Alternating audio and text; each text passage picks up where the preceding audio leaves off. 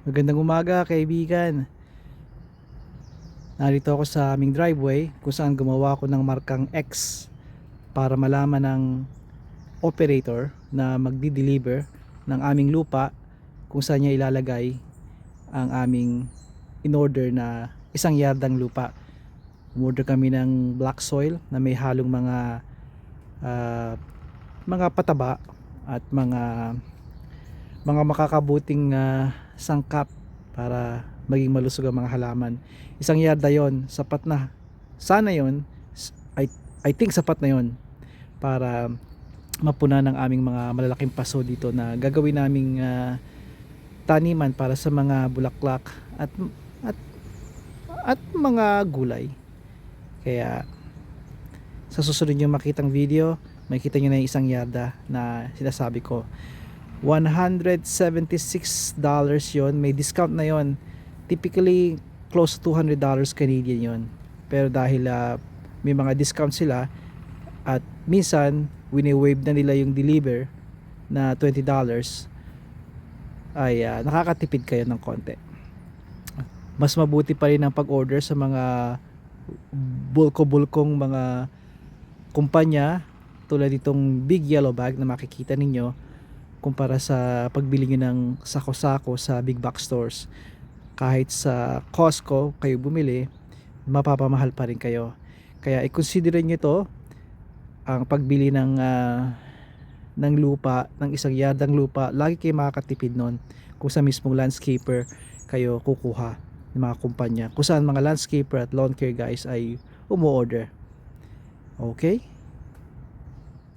Bigan, kaninang umaga, hapon na ngayon, kaninang umaga ay nakita nyo sa video, naglagay ako ng X upang sa ganon, pagdating ng magdi-deliver ng lupa, makikita nyo yung marka kong X at doon nyo ilalagay mismo yung lupa. 1 yardang lupa, 1 yardang lupa na kailangan namin sa paghahardin para may tanim natin yung mga bulaklak at mga gulay tulad ng ampalaya, kamatis at kung ano-ano pa. Tingnan nyo.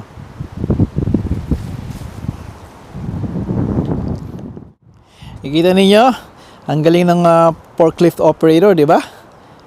Ito yung markang talagang ginitna niya. Yan yung marka kong X. At ito yung itong ating lupa. 1 yarda yan.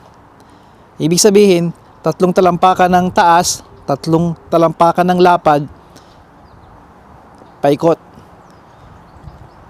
Ito ay taon-taon kumukuha kami nito. Minsan 2, minsan 1, kadalasan 2. Pero ngayong taon na to, 1 lang ay sapat na. Kung sakali man na kailanganin namin ng 1 pa, madali naman kaming umorder. Yung nga lang, mawalan ka ng discount minsan meron, pero okay lang. Big Yellow Bag, kung nandito kayo sa Caloocan, Toronto, check nyo yan. I'm sure sa ibang probinsya, meron din ito. As sa States naman, sa US, may kahalintulad nito. Iwasan ninyo, kaibigan, na kumuha ng bag.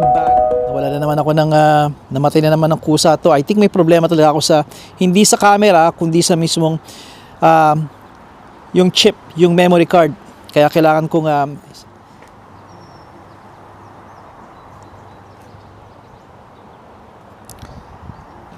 kailangan ko i-search yun.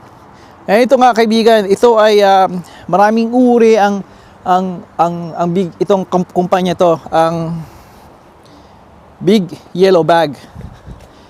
Meron silang mulch, meron silang compost, meron silang lupa, topsoil, may halong buhangin. Depende sa mga kung saan nyo gagamitin. Sa lawn, or sa garden bed, mulch, or talagang compost. Meron din sila, masyadong maraming compost. At alam niyo naman, gumagawa tayo ng sariling compost. Ito ay black soil. Topsoil. Okay? Black soil. At topsoil. Paumahin. Ito, malaking bagay to, malaking katipiran. Even sa Costco, kung kukuha kayo sa Costco ng mga bulto-bulto, hey Mikey! Come here!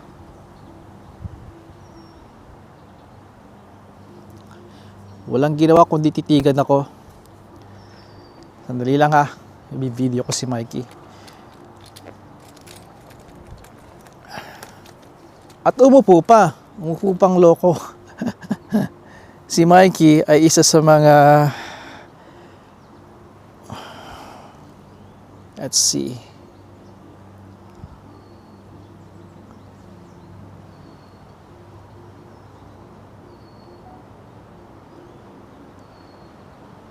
Let's see si Mikey. Mikey! What's up, boy? Yeah. You, I'm talking to you. Pusa yan nung kaibigan kong si Marcus. Si Marcus ay nagtatrabaho sa TTC. Mekaniko siya doon. Isa sa mga dahilan kung bakit may kaalaman tayo sa pagmemekaniko dahil sa kanya. Isa siya sa mga mekanikong nagturo sa akin. Yung turo na hindi lang salita ay hindi lang salita kundi sa salita lang at hands-on. Hinahaya niya akong gumawa imbis na talagang akong gumawa. Sinasabihan lang niya ako at doon ako madaling natuto. Alright, balik tayo dito. Ito yung numero niya kung sakaling man na interesado kayo. At kung meron kayo itong bag, napakaganda ng bag na to. Napakatibay. Okay? Pwede nyo itong i-keep. Sa susunod na umorder kayo, pwede nyo itong sabihin sa kanilang website na, hey, mayroon akong extra. At pag magandang kondisyon, ibigay nyo sa kanila at babawasan nila ng, I don't know, $20 yung order niyo. Ilalagay ko kung magkano kinuha namin dito. Binayaran sa isang bag, kasama ng $10 na discount. At I don't think na may charge na delivery. Hindi ko na matandaan, pero ilalagay ko dito, somewhere here. 189, ganon, plus tax at kung ano-ano, pumalo ng mahigit, a little over $200 Canadian. Hindi na masama.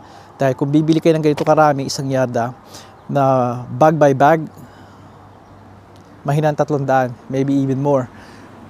At ang quality pa hindi maganda, hindi nyo alam. Minsan, sa mga local lang yan dito, sa inyong paligid, at may kasamang, may halong damo, weeds, hindi maganda. Minsan, may halo pang basura. Kasi, compost to eh. At minsan may mga plastic, alam nyo galing sa pagka-compost. Alam niyo naman, pag nagko-compose ako, nakakakuha tayo ng kahit anong ingat kung magtanggal ng mga plastic, mayroon pa rin nangyayari. Dahil, halimbawa, avocado, mangga, na kinain nyo, binalitan nyo, minsan hindi nyo nakikita namin yung sticker doon maliliit, napapasama. Pero okay lang yun. What I'm saying is, ito, sala ng todo. Ay, a little tip sa inyo, lahat, mag-hardin tayo. Taon-taon, gumagastos ang pamilya rito ng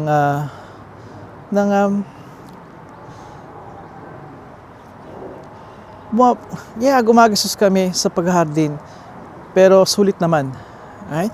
Kaya just check, planuhin nyo kung ano yung mga gagastusin ninyo, halaman, pataba, mga kagamitan para maghardin. They all add up. At mausisa ninyo, trellis, timba, mausisa nyo, napakalaki na ng gastos nyo. Madaling kami rito, we average about, I don't know, the last time I said $2,000 every summer, maybe give or take. Kaya kasama na yung lahat, mga hindi lang halaman. Dito napakamahal kaibigan ng halaman. Average yung 1 gallon na ordinaryong mga perennials, you're looking about $30. Ilan kung gusto nyo yun? 10 nun, $300 na, di ba? Kung maliit man, like lavender, $20, $30. They can go to even $80 o $100, depende kung gaano kalaki ang halaman. Ilang galon, by gallon yun eh. At anong uri, di ba? Kaya, just do your plan, plano nyo at magandang kumuha nun tuwing fall kung saan palamig na.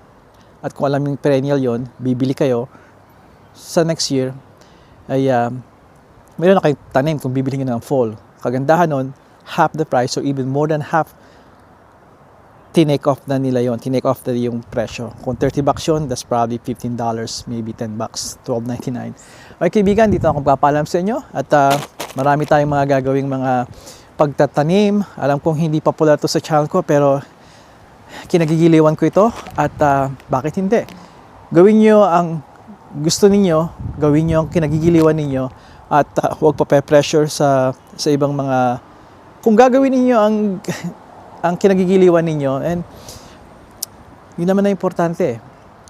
Sa video ko, sa channel kong ito, almost papalo ng 1,000 ang aking mga videos. Actually, more than 1,000 na yun, naka-private lang yung iba. At iba, personal ko nga, dahil dati ko itong personal na channel.